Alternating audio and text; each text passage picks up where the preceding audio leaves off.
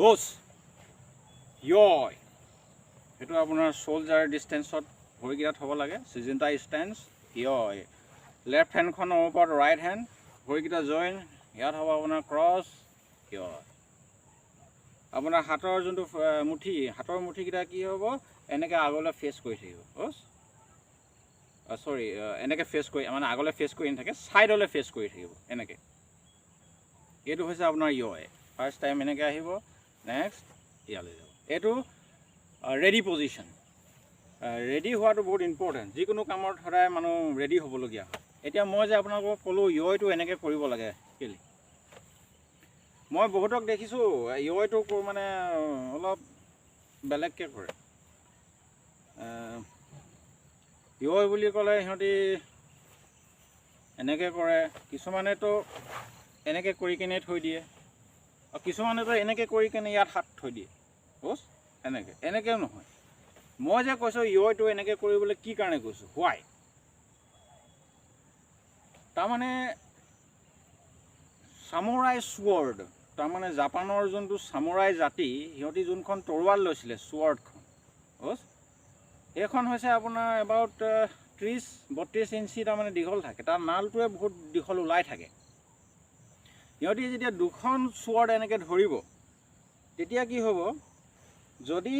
ভিতৰলৈ হাতখন এনেকৈ থৈ কেনে ধৰে তেতিয়া নালটো গাত লাগিব সেইকাৰণে কি হয় অকণমান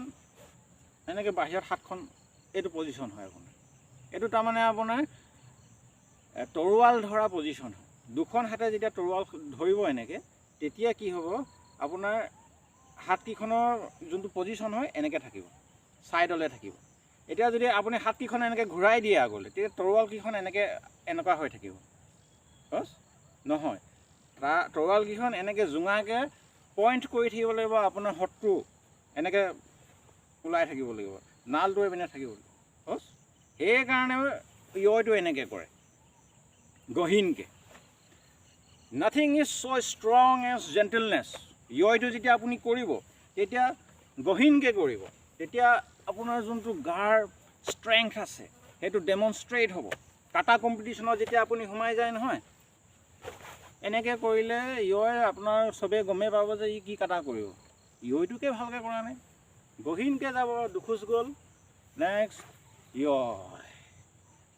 ৰিলেক্স ব্ৰিথিং ল'ব মানে উশাহ ল'ব ধুনীয়াকৈ ইয় কাটা নামটো কৰিলে কাটাটো কৰিলে কাটাত আপোনাৰ মেইন বস্তু কি চায় স্পীডটো চায় পাৱাৰটো চায় আৰু বেলেঞ্চটো চায় বছ প্ৰথম গৈ যদি আপোনাৰ বেলেঞ্চ দেখাই দিলে আপোনাৰ পাৱাৰ দেখাই দিলে তেতিয়াহ'লে আৰু বাকীখিনিতো চবেই বুজি পাইছে ইয়টো প্ৰথমতে ভালকৈ কৰিবলৈ শিকি লওক বছ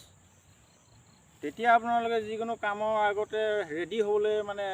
শিকিব বুজি পাব কেনেকৈ ৰেডি হ'ব লাগে বছ